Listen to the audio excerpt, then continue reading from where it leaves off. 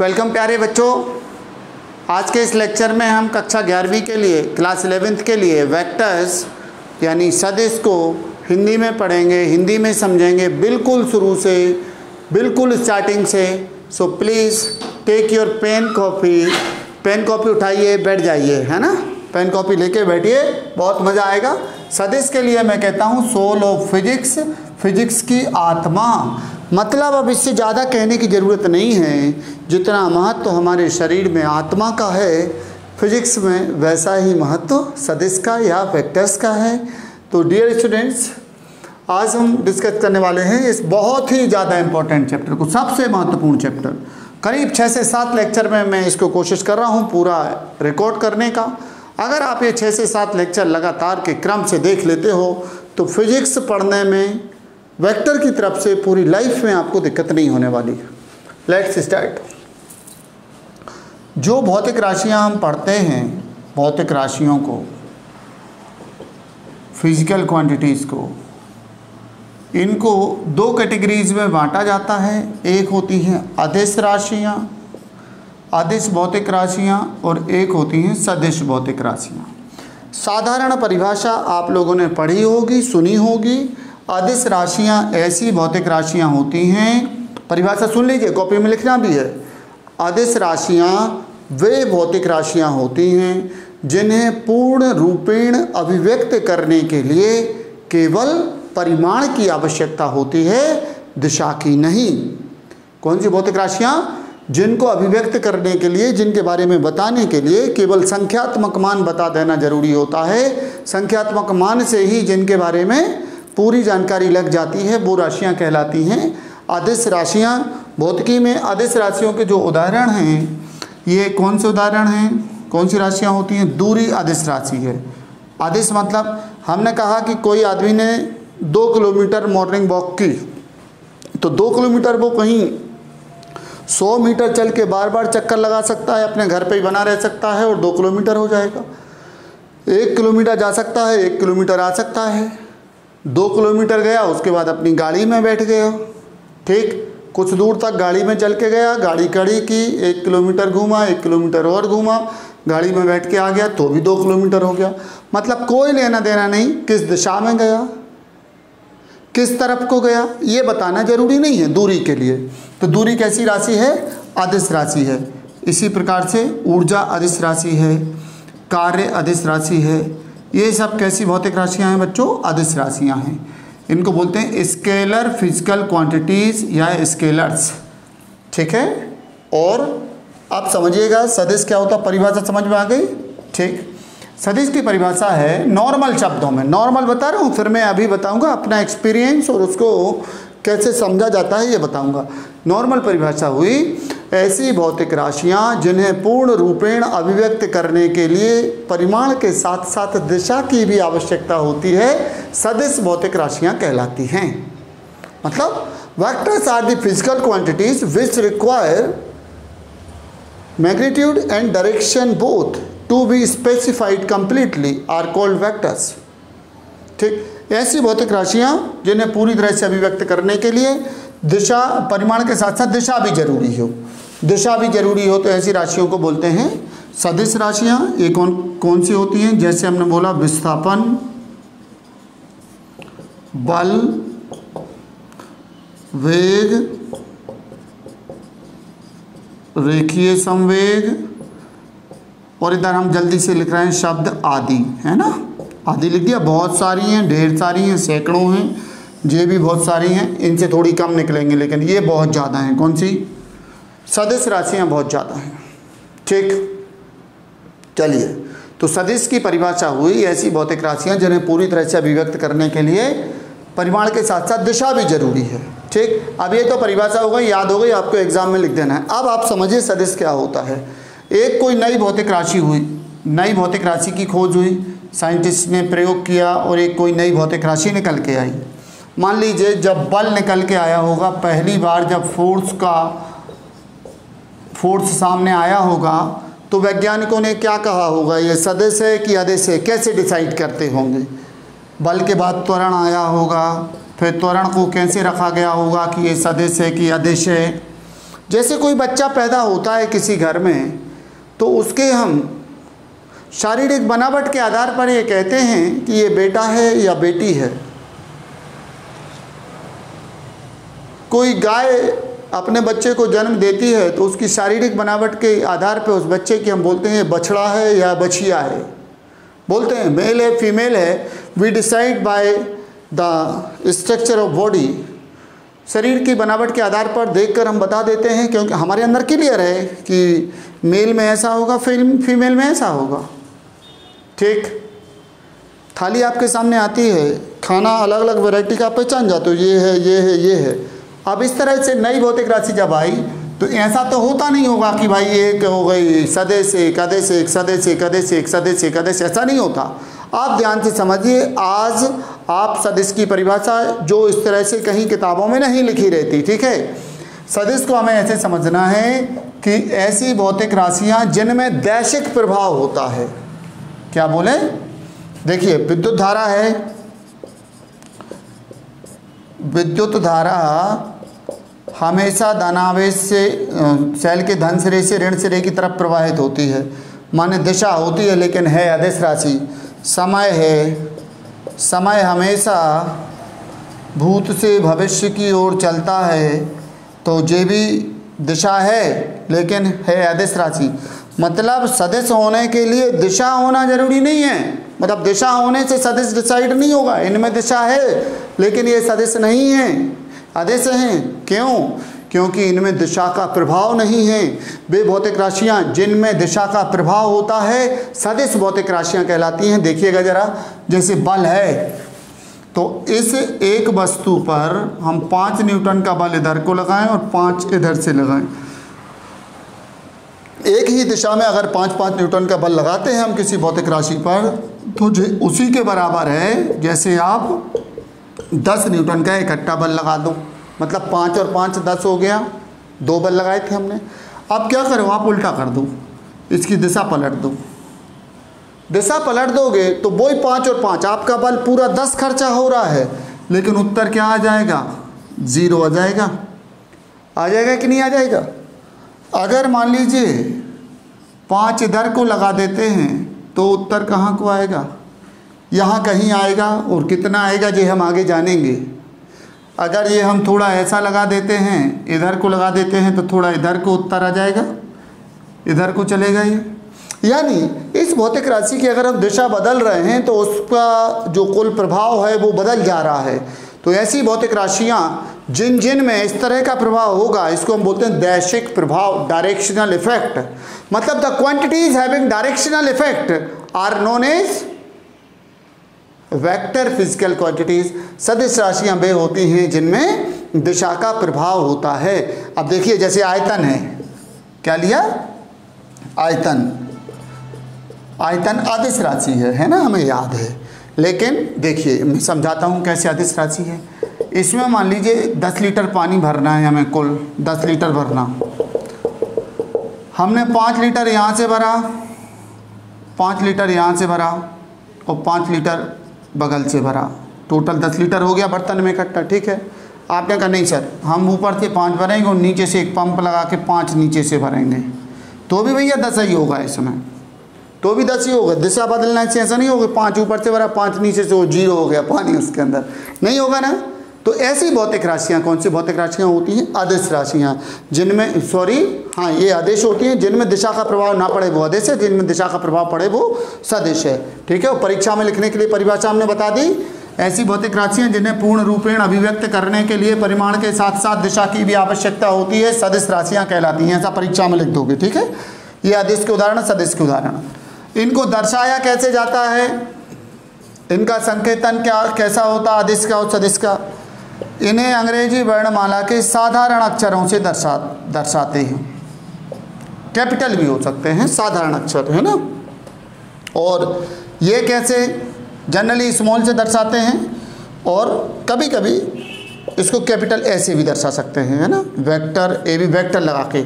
1 minute रुकिएगा जरा, उल्टा बोल दिया, आदेश में वेक्टर नहीं लगेगा, वेक्टर इस तरफ लगेगा। हाँ, तो अकेला परिमाण दर्शाया जाएगा अंग्रेजी वर्णमाला के छोटे अक्षरों से। सदिश को कैसे? अंग्रेजी वर्णमाला के बोल्ड अक्षरों से, मोटे अक्षरों से। ए ऐसा, बी ऐसा, इन्हें अंग्रेजी वर्णमाला के बोल्ड लेटर्स से अभिव्यक्त किया जाता है। ठीक है, ऐसा। लेकिन ऐसा बनाना दिक्कत का काम है, कौन बनाएगा बार बार? तो इसके लिए फिर कैसा बनाया गया, कैसा बनाया जाता है? वही साधारण अक्षर लिख के और उसके ऊपर तीर का निशान लगा देते हैं। पढ़ते क्या है? Vector A, vector B, vector C, vector D आदि। सदिश ए, सदिश बी, सदिश सी, सदिश डी। ठीक, इनको ऐसे दर्शाया जाता है। बात समझ में आ गई होगी। उदाहरण इसके लिख दिए, उदाहरण इसके लिख दिए। ओके, चलो अब हम शुरू करते हैं सदिश को। क्लियर बच्चों? हाँ, आज का ये लेक्चर हो सकता है थोड़ा लंबा हो जाएगा, नॉर्मल से लंबा हो जाएगा, लेकिन मैं कोशिश कर रहा हूँ सदिश की सारी जानकारी, सदिश के जितने प्रकार हमें फिजिक्स में लगते हैं और नहीं लगते उसके आगे भी सारे डिस्कस करने वाले हैं हम। ठीक, तो सदिश के प्रकार डालिए हेडिंग आप। सदिश के प्रकार, टाइप्स ऑफ वेक्टर्स। सबसे पहला शून्य सदिश। शून्य सदिश को अनुचित सदिश भी बोलते हैं हिंदी में। शून्य सदिश या अनुचित सदिश इसको बोलते हैं जीरो या नल वेक्टर। जीरो या नल या improper vector. Improper vector, zero vector, null vector, सबका मतलब एक ही है। ठीक है, अंग्रेजी समझ गए। इंग्लिश में जो हमने लेक्चर डाला है अब वो भी समझ में आ जाएगा आप लोगों को। ठीक है, इंग्लिश में वेक्टर हम पूरा रिकॉर्ड कर चुके हैं 7 लेक्चर्स। आप हिंदी वालों के लिए अलग से कर रहे हैं। ठीक, अगर आप समझ सकते हो इंग्लिश में भी समझ लेना, 2-2 बार समझ लेना, बहुत मज़ा आएगा। शून्य सदिश कैसा सदिश होता है? देखिए, सदिश को रिप्रेजेंट करने के लिए, सदिश को दर्शाने के लिए क्या किया जाता है? एक हमें मैग्नीट्यूड की ज़रूरत होती है, यानी संख्या की ज़रूरत होती है, और दिशा की ज़रूरत होती है। 2 बातों की ज़रूरत होती है। तो ये कहीं से शुरू होता है और कहीं पर ख़त्म होता है सदिश। जैसे हमने बोला 5 न्यूटन बल इस दिशा में, तो 5 लंबाई का कुछ खींच लिया और यहाँ से शुरू हुआ और यहाँ तक एक रेखाखंड खींच के इसको दर्शा दिया। तो एक पॉइंट होता है स्टार्टिंग पॉइंट और एक होता है एंडिंग पॉइंट। तो ये बन गया वेक्टर, वेक्टर ए भी हो गया ये। ठीक, तो इसको बोलते हैं टेल और इसको बोलते हैं हेड। हेड यानी शीर्ष और टेल यानी पूंछ। ये आप लोग बना लेना। किसी सदिश को दर्शाने के लिए उसकी लंबाई ली जाती है और दिशा ली जाती है। जहाँ से शुरू होता है उसको पूंछ बोलते हैं, जहाँ पे ख़त्म होता है उसको मूंछ बोलते हैं। मतलब पूंछ पीछे और मूंछ आगे, है ना? मतलब शीर्ष आगे रहेगा और पूंछ पीछे रहेगी। हेड और टेल, ये तो हमने वेक्टर को दर्शाने का तरीका समझा। अब शून्य सदिश देखिए। ऐसा सदिश, कैसा सदिश? ऐसा सदिश जिसका परिमाण शून्य होता है। कि परिमाण शून्य माने लंबाई होगी ही नहीं। लंबाई होगी नहीं मतलब प्रारंभिक बिंदु भी वहीं होगा, अंत्य बिंदु भी वहीं होगा। तो फिर दिशा भी नहीं हो सकती। क्यों? वहीं से शुरू वहीं पे ख़त्म। तो हो सकता है ये सदिश बाहर का सदिश हो, आपकी तरफ का हो सकता है, यहाँ का हो सकता है इधर का हो सकता है इधर का हो सकता है इधर का हो। तो शून्य सदिश एक ऐसा सदिश होता है जिसका परिमाण शून्य होता है एवं दिशा अनिर्धार्य होती है। कैसी होती है दिशा? अनिर्धार्य, इनडिटरमाइंड होती है शून्य सदिश की दिशा। इनडिटरमाइंड, पता नहीं कर सकते दिशा को। इसलिए इस सदिश को कैसे दर्शाया जाता है? ऐसे और ऐसे बिल्कुल नहीं दर्शाना। कुछ कुछ तो किताबों तक में लिखा रहता है। पूरे सदिश दुनिया भर के वेक्टर से दर्शाए जाते हैं, एरो साइन लगाया जाता है, लेकिन अकेले शून्य सदिश में एरो नहीं लगाया जाता। क्योंकि एरो से क्या हो जाता है? दिशा निश्चित हो जाती है कि इस दिशा में जा रहा है सदिश। ए से बी की तरफ जा रहा है, जी किससे किसकी तरफ जा रहा है? शून्य किससे किसकी तरफ जा रहा है? आप बताइए। वहीं से शुरू हुआ वहीं पर ख़त्म हो गया। तो हो सकता है वो बाहर का हो, आजू का हो, बाजू का हो, ये तक नहीं पता कौन से तल में जाएगा। ठीक, तो हमारे सारे बच्चे याद रखेंगे शून्य सदिश एक ऐसा सदिश होता है जिसका परिमाण शून्य होता है एवं इसकी दिशा अनिर्धार्य होती है। इसका प्रारंभिक और अंत्य बिंदु एक ही होता है। मतलब इसका टेल और हेड एक ही होता है, इसे वेक्टर 0 से दर्शाते हैं। ठीक है, हो गया शून्य सदिश, समझ में आई बात। दूसरी बात, अशून्य सदिश या उचित सदिश। यह एक ऐसा सदिश होता है जिसका परिमाण शून्य नहीं होता। सिंपल बात, तो परिभाषा सिंपल हो गई है ना। नॉन जीरो वेक्टर या प्रॉपर वेक्टर कि जिसका परिमाण अशून्य हो, ऐसा सदिश जिसका परिमाण यानी संख्या, परिमाण यानी संख्या, मापांक। तो ऐसा सदिश जिसका परिमाण, जैसे वेक्टर ए है, इसका ये मापांक हो गया, वेक्टर ए का परिमाण ये अशून्य है, तो ये कैसा सदिश हो गया, कैसा सदिश हो गया, ये अशून्य सदिश हो गया। ये बना दिया हमने कोई वेक्टर ए जो यहाँ से शुरू हो रहा था, यहाँ पे ख़त्म हो रहा था, इसका लंबाई शून्य नहीं है ना, इसलिए ये अशून्य सदिश है। और इसको क्या पढ़ते हैं, इसको पढ़ते हैं वेक्टर ए का परिमाण या वेक्टर ए का मापांक, मैग्नीट्यूड ऑफ वेक्टर ए। आज से याद रखेंगे, ऐसा लिखा हो चाहे ऐसा लिखा हो, दोनों का मतलब एक ही होगा। इसमें दिशा नहीं होगी, दिशा हटा दी जाती है इसमें से। जैसे हमने बोला 5 न्यूटन पूर्व की ओर, 5 न्यूटन पूर्व की ओर, तो इसकी दिशा बताइए क्या होगी, पूर्व, और परिमाण बताइए 5। परिमाण 5 न्यूटन है और दिशा पूर्व की ओर है। तो अकेला हम परिमाण पूछते हैं तो 5 न्यूटन बता दीजिए, दिशा बताने की जरूरत नहीं है। हमने बोला 20 मीटर पर सेकंड के वेग से कोई वस्तु पूर्व दिशा की ओर गतिमान है, पूर्व नहीं, अवे पूर्व बार बार नहीं है ना, दक्षिण दिशा की ओर गतिमान है। तो 20 मीटर प्रति सेकंड इसमें परिमाण हो गया और दिशा अलग है। ठीक, तो परिमाण जब बताएंगे तो अकेली संख्या बताएंगे, दिशा नहीं बताएंगे। तो अशून्य सदिश समझ में आ गया बच्चों। अब एक और स्टार पॉइंट समझ लीजिए, ये बहुत ज़रूरत होती है, सदिश की क्रिया रेखा,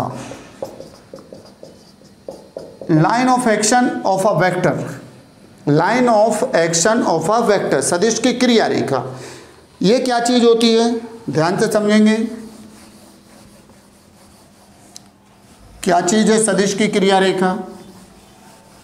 ये वो रेखा होती है जो सदिश से होकर जाती है।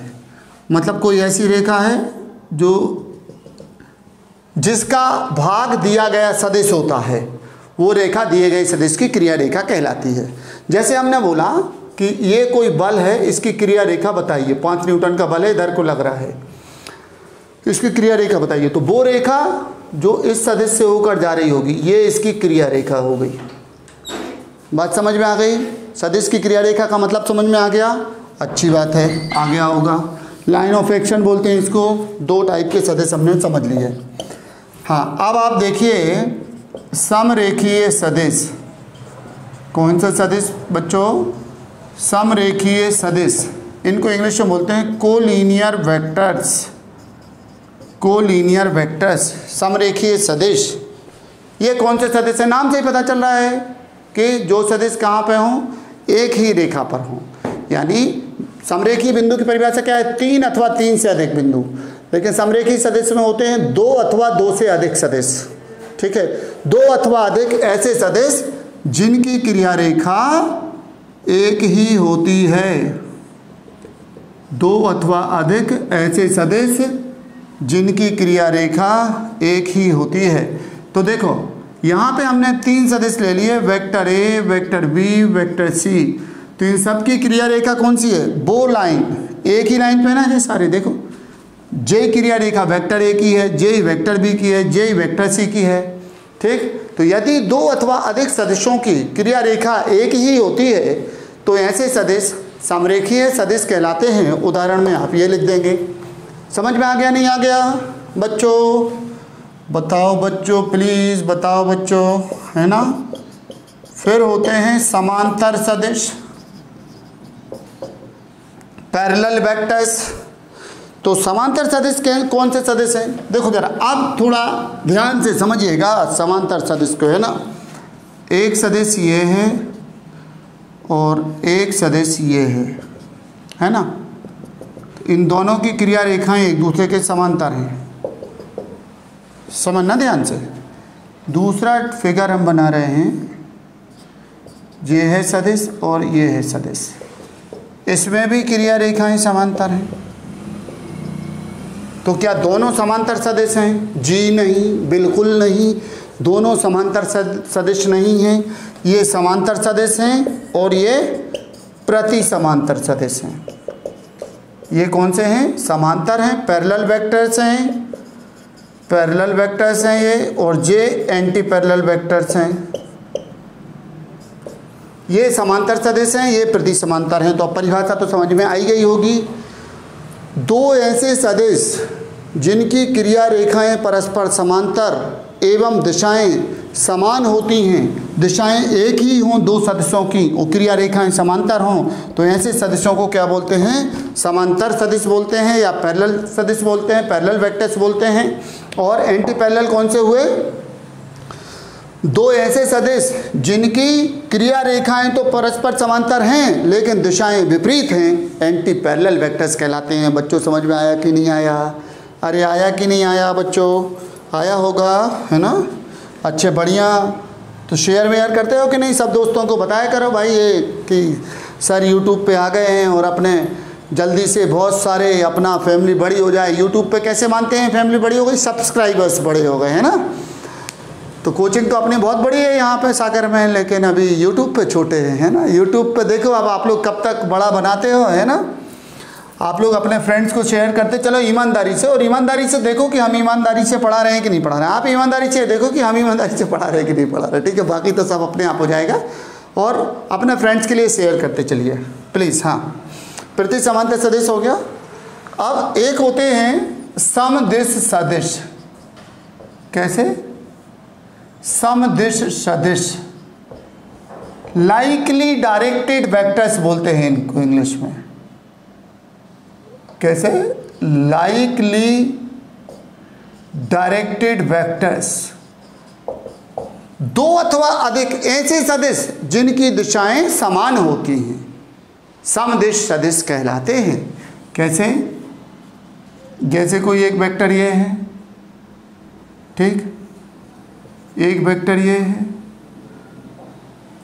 एक वेक्टर ये है, तो ये सारे के सारे सदिश कैसे कहलाएंगे? एक और वेक्टर यहाँ पे कर दें तो ये सब सदिश कैसे हैं? समदिश सदिश, मतलब ऐसे सदिश जिनकी दिशाएं समान हों समदिश सदिश कहलाते हैं। आप देखना इसी शब्द पे और प्रकार बनते हैं। कौन से? असमदिश सदिश, असमदिश सदिश, असमदिश, है ना? Unlikely directed vectors. कौन से हो गए बच्चों जी? Unlikely directed vectors. असमदिश सदिश कौन से हैं? जिनकी दिशाएं अलग अलग होती हैं, ठीक है? दो अथवा अधिक ऐसे सदिश, एक इधर को जा रहा है, एक इधर को जा रहा है, कोई इधर को जा रहा है, तो ये सब कैसे होगा? उदाहरण क्या बना देंगे इनके? जैसे वेक्टर ABC क्या हो गए, उदाहरण कैसे लिख दोगे? परिभाषा तो सुन लेते हो ना आप लोग, वीडियो को रोक के लिख लिया करो।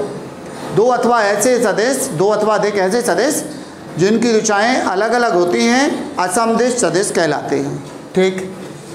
एक होता है समप्रारंभिक सदिश, ये भी सदिश का एक प्रकार है।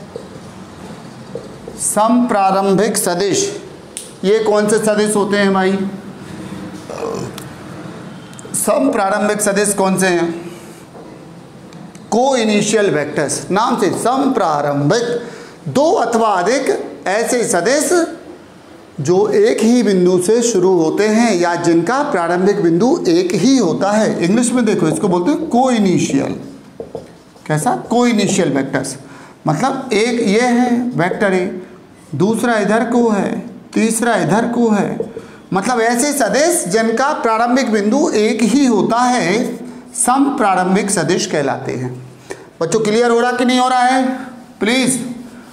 Please tell me my dear students, clear हो रहा है सभी को? समप्रारंभिक सदिश भी हो गया, ठीक। एक आता है इसमें प्रतिदिश सदिश। कैसा? प्रतिदिश या विपरीत सदिश। प्रतिदिश को विपरीत, प्रति आना होता है विपरीत, विपरीत दिशा वाले सदिश। विपरीत दिशा वाले कौन से? दो ऐसे सदिश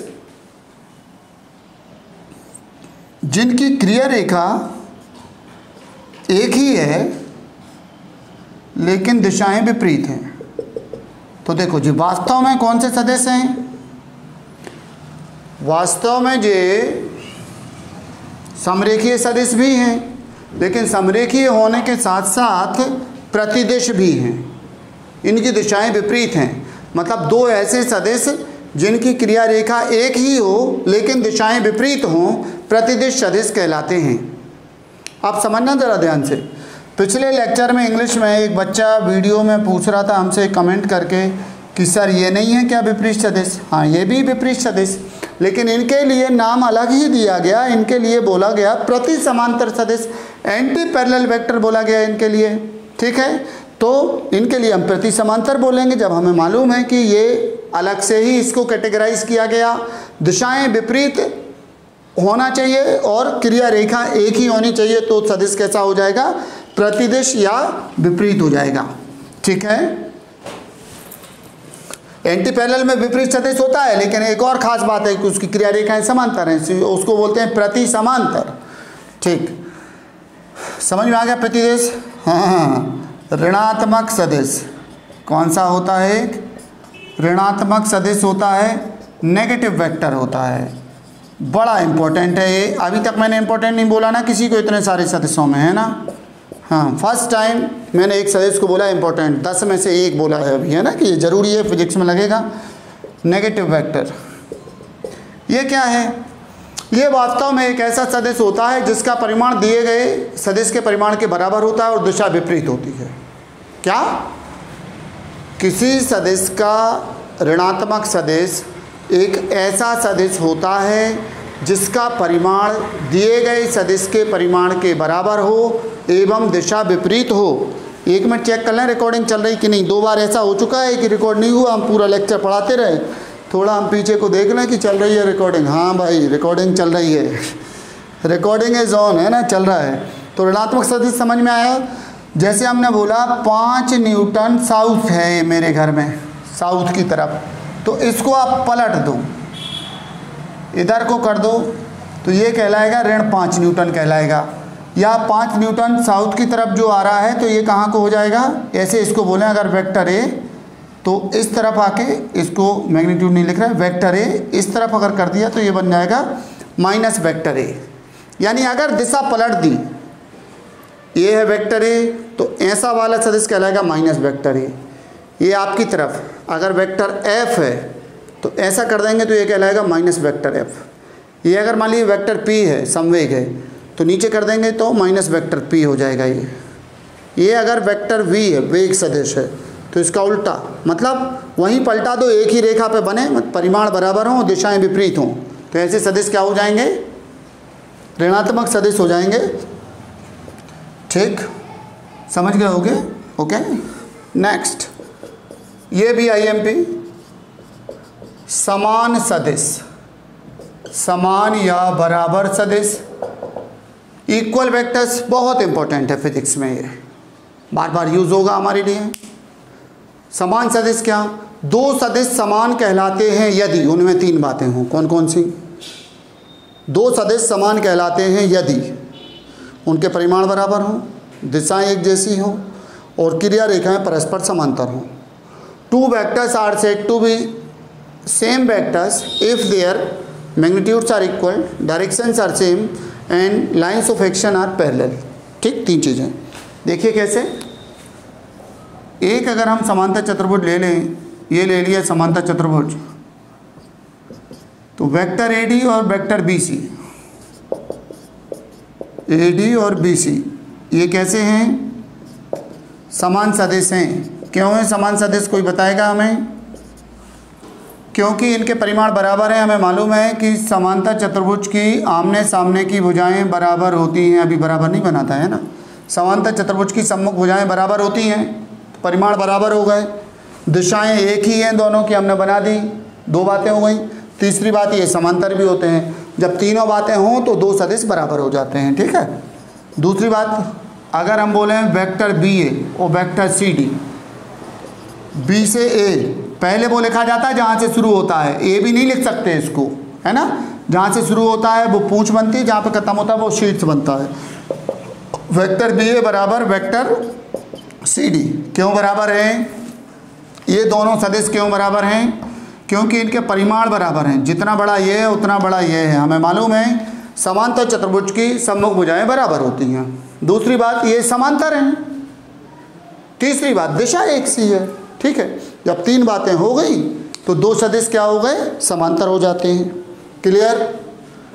चलिए, तो समान सदिश भी अब समझ में आ गया। अरे आ गया कि नहीं आ गया? बताओ भाई, आ गया ना? ठीक, अब समझो समतलीय सदिश, समतलीय सदिश कोप्लेनर वेक्टर्स। तो उसमें मैं एक शब्द बोल रहा हूं, तीन अथवा अधिक ऐसे सदिश जो एक ही समतल में स्थित होते हैं समतलीय सदिश कहलाते हैं। क्या बोले? 3 or more vectors which lie in the same plane are called coplanar vectors. 3 या 3 से अधिक। 2 नहीं बोलेंगे, अभी बता रहा हूँ क्यों। जैसे ये बोर्ड बना है तो बोर्ड एक तल है, इसमें एक वेक्टर ये ले लिया, दूसरा वेक्टर ये ले लिया, तीसरा वेक्टर ये ले लिया, तो ये समतलीय सदिश है। ठीक, अब मान लो हमने ये एक इधर को ले लिया, एक इधर को ले लिया, एक इधर को ले लिया, तो ये भी समतलीय है। जो कौन से तल में? एक ऐसा पटिया बिछा लो, उसमें है। जमीन है जिस पे हम खड़े हैं, 3 लाइन उस पर खींच दो, बे सदिश कैसे हो गए? समतलीय सदिश। दीवार है, दीवार पे 3 लाइनें खींच दो, समतलीय सदिश। लेकिन दीवार पे 2 लाइनें खींच दो और एक लाइन दीवार के बाहर को खींच दो, तो ये तीनों एक तल में नहीं आएंगे। फिर एक दीवार पे आना चाहिए, तब समतलीय होते हैं। मतलब जैसे यहाँ पे एक ये डायरी पड़ी है, 3 लाइन इधर खींच दो तो ये क्या हो जाएंगे? समतलीय हो जाएंगे। इधर खींच दो तो समतलीय हो जाएंगे। इस पे खींच दो तो एक तल यहाँ बन जाएगा। सीलिंग में ऊपर छत पे लगा दो, 3 सदिश समतलीय हो जाएंगे। मतलब जब एक ही तल में आ रहे होंगे तो समतलीय हैं, और अगर नहीं आ रहे होंगे तो कैसे हैं? असमतलीय हैं। मतलब 3 अथवा अधिक ऐसे सदिश जो एक ही तल में स्थित नहीं होते हैं। 3 or more vectors which do not lie in the same plane are called non-coplanar vectors। 3 या 3 से ज़्यादा ऐसे सदिश जो एक ही तल में नहीं होते हैं, इनको क्या बोलते हैं? असमतलीय सदिश बोलते हैं। समझ में बात आ रही है? पक्की आ रही है? कच्ची आ रही है? पक्की आ रही है? कैसी आ रही है? बताओ रज्जू बच्चों, है ना? अब यहाँ पे चक्कर आपको बन रहा है कि सर 2-3 का क्या चक्कर है। देखो इधर, जिस तरह से हम कहते हैं कि 2 बिंदु हमेशा एक रेखा में स्थित होते हैं, एक बिंदु यहाँ लिया, एक यहाँ लिया, ऐसी रेखा खींच दो, एक यहाँ लिया, ऊपर लिया, तो ऐसी रेखा आप खींच दो। लेकिन 3 बिंदु हमेशा एक रेखा में नहीं होते।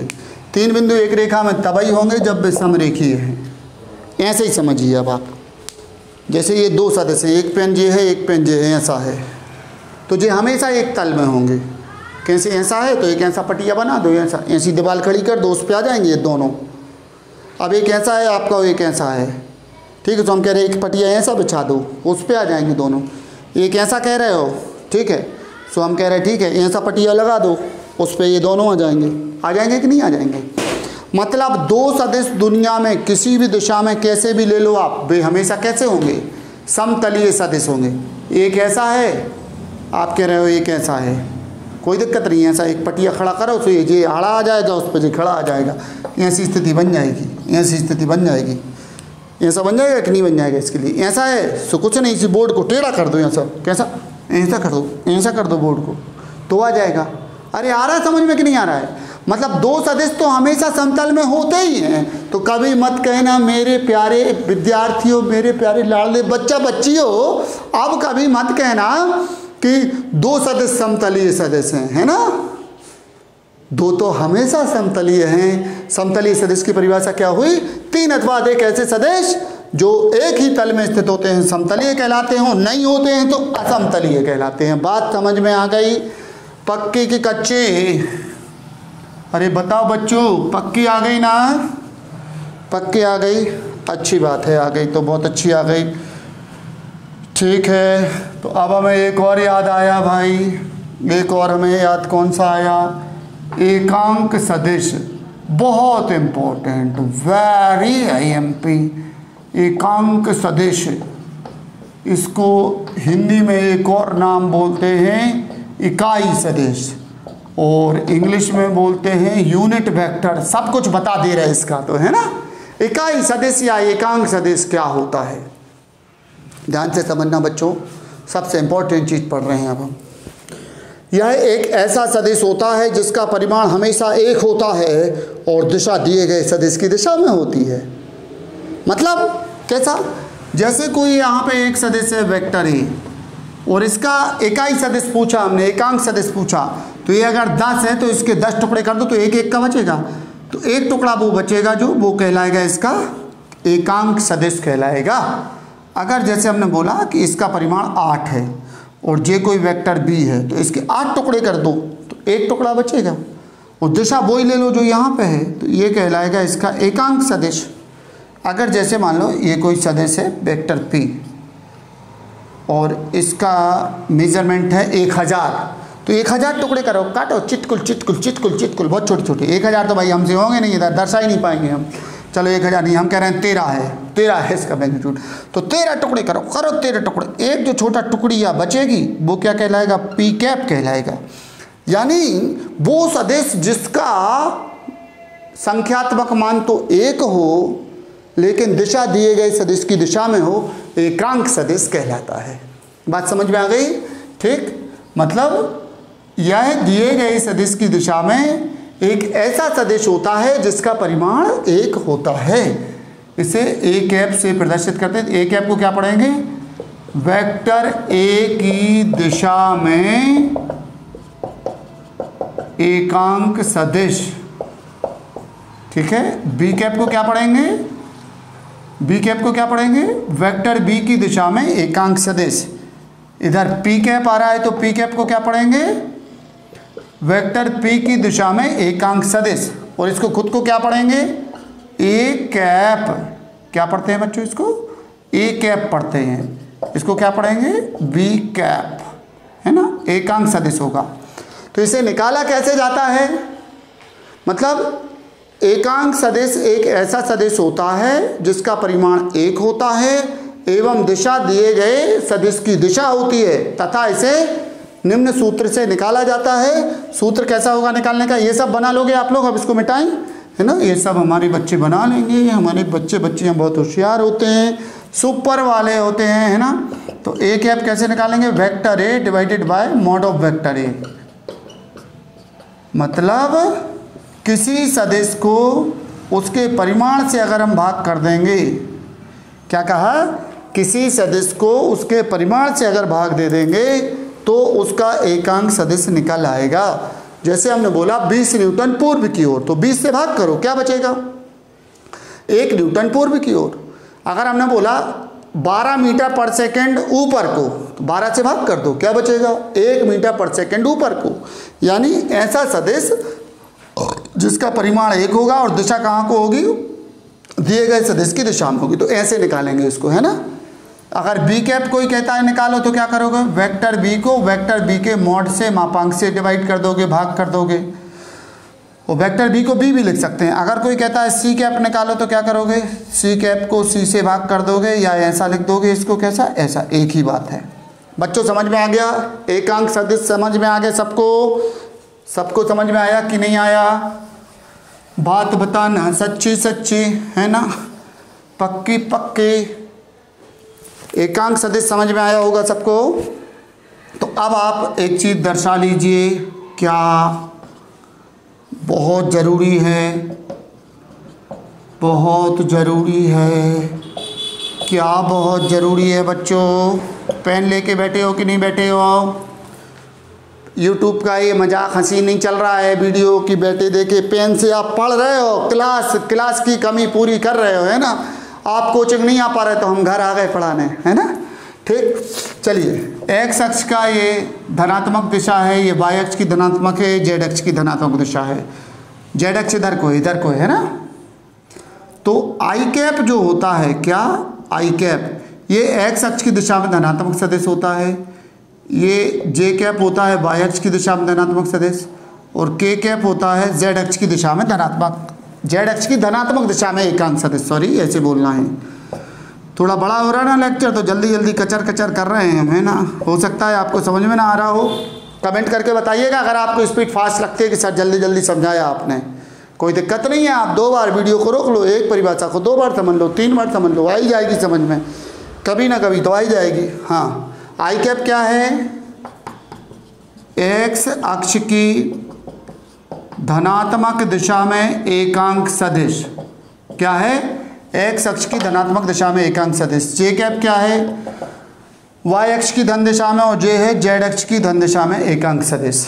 ठीक, अब रुकना जरा ऐसे, 1 मिनट रुकना बच्चों।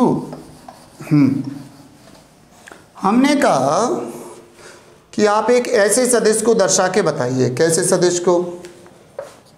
जैसे वेक्टर ए है 5 आई कैप धन 6 जे कैप है, एक्स और वाई 2 अक्षों पे है। तो देखो इसका मतलब ये होगा बच्चों 1 2 3 4 5 6 7, 1 2 3 4 5 6, ये दूर दूर बनाना चाहिए। ठीक, 5 आई कैप, तो 1 2 3 4 5, इधर आया ये 5 आई कैप हुआ यहाँ पे। ठीक, 6 जे कैप, 1 2 3 4 5 6, इधर पे हुआ 6 जे कैप। लेकिन इन दोनों को हमें एक साथ मिलाना है, एक साथ दर्शाना है। तो ये जो सदिश बनेगा वास्तव में ये वाला, ये बताएगा वेक्टर ए को। वेक्टर ए को हमारा ये वाला सदिश बताएगा। ये बता रहा है कि इसमें आई कैप 5 हैं और इसमें जे कैप कितना है? 6 है। मतलब एक्स अक्ष पे हम 5 इकाई चले हैं और वाई अक्ष पे 6 इकाई चले हैं। अगर हमने कोई एक वेक्टर बी पूछ लिया आपसे और 2 आई कैप माइनस 4 जे कैप पूछ लिया, तो आप क्या करोगे? जे कैप तो ऊपर तो प्लस है, नीचे जाओगे तो क्या हो जाएगा? माइनस हो जाएगा। ऊपर प्लस जे कैप, नीचे माइनस जे कैप। तो 2 आई कैप 1 2 चलेगा कहाँ? एक्स अक्ष पे, और 4 चलेगा वाई अक्ष पे, लेकिन नीचे को चलेगा। तो ये हो गया ऋण 4 जे कैप और जो हो गया 2 आई कैप। तो ये कैसे होगा? ये सदिश ये बना, ये बताएगा वेक्टर बी को, जो बराबर काय के है 2 आई कैप है इसमें और 4 जे कैप है ऋण के। ठीक है, और अगर आई कैप ऋण के करना है तो इधर आना पड़ेगा। एक उदाहरण और ले लेते हैं हम। ऋण का 3 आई कैप और ऋण के 4 जे कैप, दोनों ऋण के हैं। 1 2 3, तो 1 2 3 यहाँ पे ऋण का 3 आई कैप होगा और 4 जे कैप जे है ऋण का, दोनों को मिलाइए, ऐसा बनेगा। तो ये बनेगा वेक्टर सी। तो ये थोड़ा आपको समझ में आना चाहिए कि हमने बोला 5 आई कैप यानी एक्स अक्ष की धन दिशा में 5 जाना है, ऋण 6 के कैप यानी जेड अक्ष की ऋण दिशा में 6 जाना है, बोर्ड के अंदर घुस जाना है। ठीक है बच्चों, तो उम्मीद है समझ में आ रहा होगा। और अभी बहुत सारे लेक्चर्स पढ़ना है हमें, समझ में आएगा, है ना? समझ में आएगा 200%, 500% समझ में सबको आने वाला है। ठीक, फिर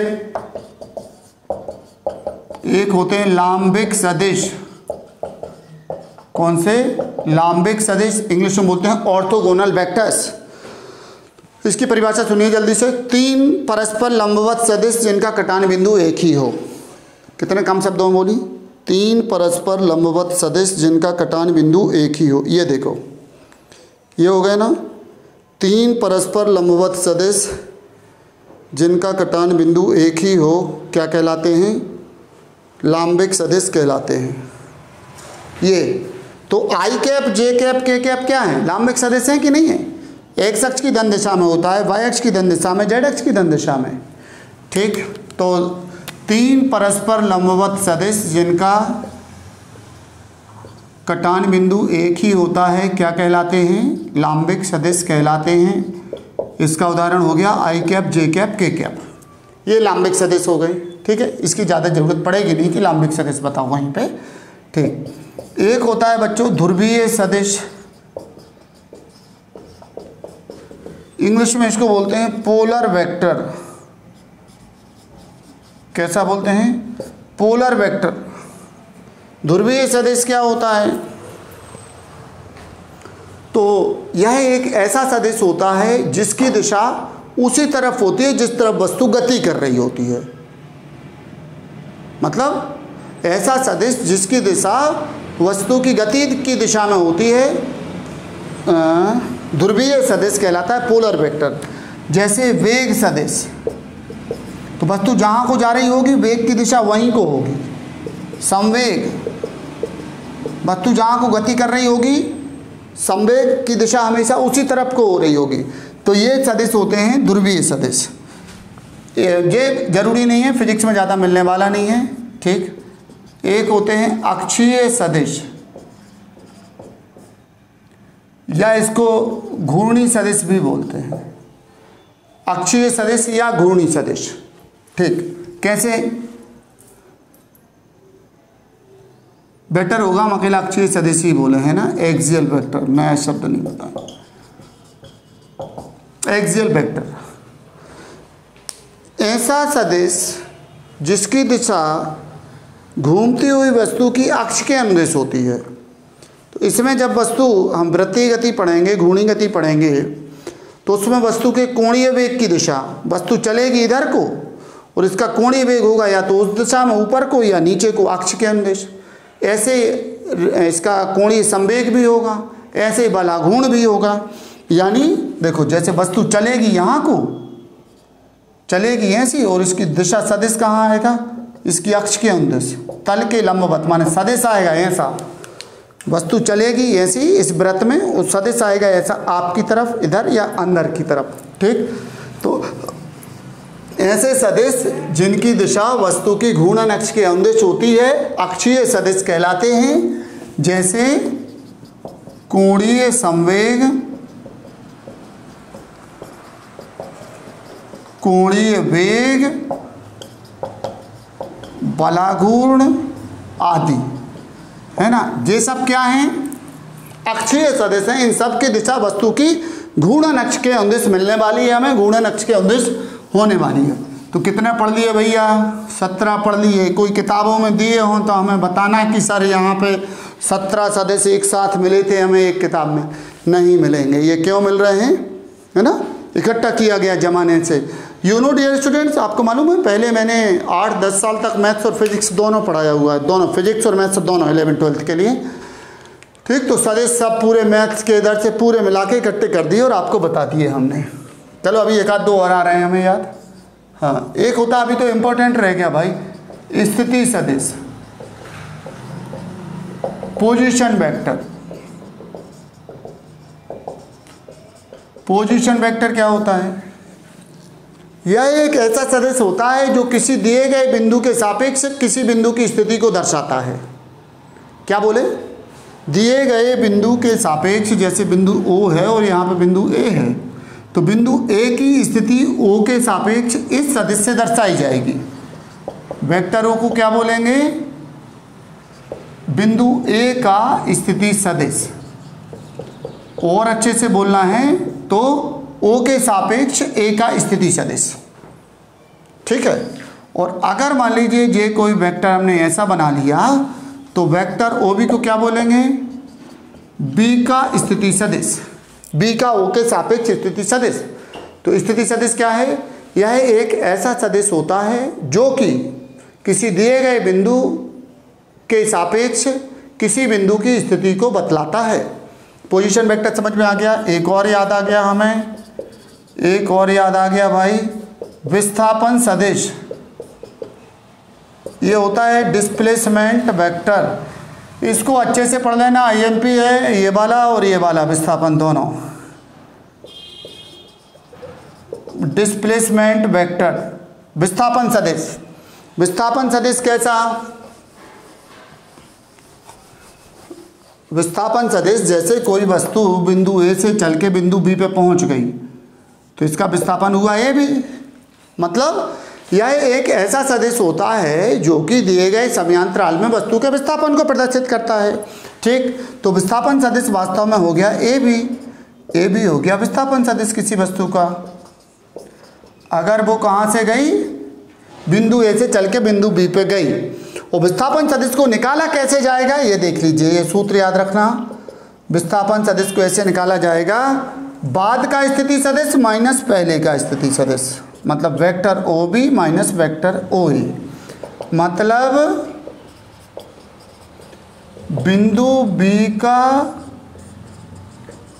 स्थिति सदिश माइनस बिंदु A का स्थिति सदिश, यानी अंतिम वाला स्थिति सदिश माइनस प्रारंभिक वाला स्थिति सदिश। इससे क्या निकल आएगा? विस्थापन सदिश निकल आएगा।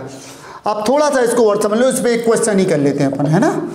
जैसे मान लीजिए किसी वस्तु की प्रारंभिक स्थिति है 5i cap plus 2j cap minus 8k cap, और वस्तु यहाँ से चल के 15i कैप धन 4j कैप ऋण 3k कैप पे पहुँच गई। इसका विस्थापन बताइए आप कितना होगा। विस्थापन सदिश बताइए, वेक्टर डी बताइए कितना है। ठीक, कोई वस्तु, किसी वस्तु की स्थिति इस सदिश के द्वारा प्रदर्शित है, कुछ समय पश्चात उसकी स्थिति बदलकर ये हो जाती है, उसका विस्थापन सदिश ज्ञात कीजिए, इसका परिमाण भी ज्ञात कीजिए। हाँ, तो हमें मालूम है कि विस्थापन सदिश हमेशा कैसे निकालना है, बाद का स्थिति सदिश माइनस पहले का। तो बाद का कौन सा है, वेक्टर R2, पहले का कौन सा है, वेक्टर R1। R2 बोले तो क्या आएगा, 15i कैप धन 4j कैप ऋण 3k कैप, तो माइनस क्या आएगा ये,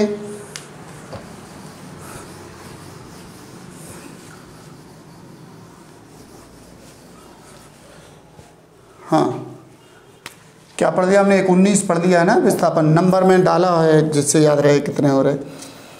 अंतिम माइनस प्रारंभिक 5i cap plus 2j cap minus 8k cap. अब 15 में से 5 तो ये बचे 10i कैप, 4 में से 2 तो ये बचे 2j कैप 2j कैप, और माइनस 3 और जो हो जाएगा प्लस 8 तो ये बचेगा प्लस 5k कैप। ये आ गया विस्थापन। ठीक, आ गया बच्चों समझ में। और सवाल हम बहुत सारे करेंगे, यहाँ पे तो केवल विस्थापन को हमने निकाल के बता दिया कि अंतिम स्थिति सदिश में से प्रारंभिक स्थिति सदिश को माइनस कर देते हैं तो विस्थापन सदिश निकल आता है। चलो एक और सदिश हमारे दिमाग में आया, एक होता है बच्चों मुक्त सदिश, फ्री वेक्टर। मुक्त सदिश कैसा होता है, जैसे ये पेन है यहाँ पर रखा है, इसको यहाँ से हम इस तरह से विस्थापित करें कि ये समांतर रहे हमेशा, मतलब दिशा नहीं बदलनी है, इसी दिशा में इधर को इधर को इधर को इधर को इधर को इधर को, इसको उठा के दूसरी जगह ले जाएं हम, और इस तरह से ले जाएं कि हमेशा अपने मूल सदिश के समांतर बना रहे जहाँ पे पहले था। तो ऐसे सदिश को बोलते हैं मुक्त सदिश। ठीक, परिभाषा कैसे लिखेंगे, मतलब ऐसा सदिश जो दिए गए सदिश के नहीं, यदि किसी सदिश को उसके समांतर इस तरह विस्थापित किया जाए, किस तरह विस्थापित किया जाए कि उसकी कोई निश्चित स्थिति ना हो, तो उसे तो विस्थापित सदिश को दिए गए सदिश का मुक्त सदिश कहते हैं। फिर से समझिए, अभी समझ में नहीं आया। ये पेन है, इसको पेन को विस्थापित करना है इसके समांतर, लेकिन कहाँ पे स्थिति फिक्स नहीं है, इधर भी कर दो इधर भी कर दो कहीं भी कर दो। ठीक, तो ये कैसा सदिश हो गया, कैसा सदिश हो गया, ये दिए गए सदिश का मुक्त सदिश हो गया। दिए गए सदिश का मुक्त सदिश एक ऐसा सदिश होगा जो इसके कैसे होगा, समांतर होगा, लेकिन स्थिति फिक्स नहीं है कि कहाँ होगा। ठीक है, और इसी में अगर आपने स्थिति फिक्स कर दी, क्या कर दिया, स्थिति फिक्स कर दी, तो ये हो जाएगा लोकलाइज्ड वेक्टर, स्थानीयकृत सदिश हो जाएगा। लोकलाइज्ड मतलब दिए गए सदिश को किसी निश्चित बिंदु पे ले जाके विस्थापित करो आप, लेकिन रहेगा समांतर ही, तो ऐसे सदिश को बोलते हैं स्थानीयकृत सदिश। यानी किसी दिए गए सदिश को इस तरह विस्थापित किया जाए उसके समांतर कि उसकी स्थिति फिक्स हो तो स्थानीयकृत सदिश है, स्थिति फिक्स ना हो, निश्चित ना हो तो मुक्त सदिश है। समझ में आ गया होगा बच्चों। बस सदिश के प्रकार बच्चों हमने बता दिए 21 प्रकार, ये बहुत प्रकार होगा, एक आधा और कोई दिमाग में हमारे अभी आ नहीं रहा है, अब कभी आएगा तो बता देंगे। कोई को कुछ डाउट रह जाता है तो इधर पूछ लेना, लेकिन अभी हमें एक चीज़ और आपको निकाल के बताना है एकांक सदिश के बारे में, ये बहुत ज़्यादा ज़रूरी है, इसको सीखना है अभी, है ना। तो जैसे हमने बोला वेक्टर ए है 3i cap plus 4j cap, और इसका एकांक सदिश निकालिए आप, कितना होगा, एकांक सदिश निकालना है। ठीक, तो इसके लिए हमें सबसे पहले इसका मॉड निकालना पड़ेगा, वेक्टर ए का मॉड। ये निकाला जाता है कैसे, i कैप के गुणांक का वर्ग j कैप के गुणांक का वर्ग, तो 3 का वर्ग 9, 4 का वर्ग 16, ये हो गए 25, तो ये आया 5। ठीक है। अब परिभाषा है हमारी ए कैप बराबर vector A divided by mod of vector A. तो क्या आ गई 3i cap plus 4j cap upon 5, यानी जे आ गया 3/5 i कैप धन 4/5 3/5 i कैप और 4/5 j कैप। ये हो गया vector A, sorry A cap हो गया। अब चेक करो इसका परिमाण एक आ रहा है कि नहीं आ रहा है। हमने परिभाषा पढ़ी थी कि एकांक सदिश का परिमाण एक होता है। एकांक सदिश का परिमाण कितना होता है बच्चों? एक होता है। तो इसका परिमाण एक आना चाहिए तो बात सही है, नहीं तो बात सही नहीं है। आओ इसका परिमाण निकाल लें। कोई का भी परिमाण निकालना हो क्या करते हैं? आई कैप के गुणांक का वर्ग करते हैं, जे कैप के गुणांक का वर्ग करते हैं। कितना आया? 9/25 16/25 25/25 हो गया ना जी लघुत्तम लेके। एक का वर्गमूल एक, परिमाण एक आया कि नहीं आया? मतलब हमने जो सदिश निकाला वो एकांक सदिश है। तो एकांक सदिश ऐसे निकाला जाता है। अगर कोई कहता है कि नहीं सर इस पे एकांक सदिश निकालो, सवाल बदल गया, दूसरा सवाल आ गया। हमने कहा ठीक है इसका भी निकाल देंगे। तो 4 का वर्ग नहीं होगा, इधर क्या होगा? -4 का वर्ग होगा। ठीक, तो भी 16 आएगा, तो भी 25 आएगा, तो आंसर ही आएगा। नए सवाल का आंसर आ गया। इसका परिमाण देखो तो क्या आएगा? -4 का वर्ग 4/5 का वर्ग करेंगे वही आएगा।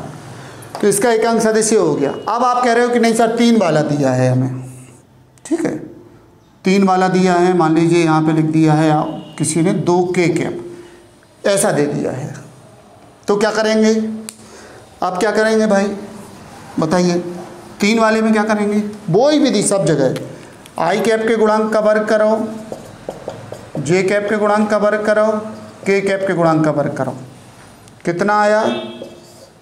9 और 16 25 और 4 29 29 आया स्क्वायर रूट का। अब जब इसका एकांक सदिश निकालेंगे इसकी दिशा में, वेक्टर ए की दिशा में, तो इसको इसके परिमाण से भाग कर देंगे।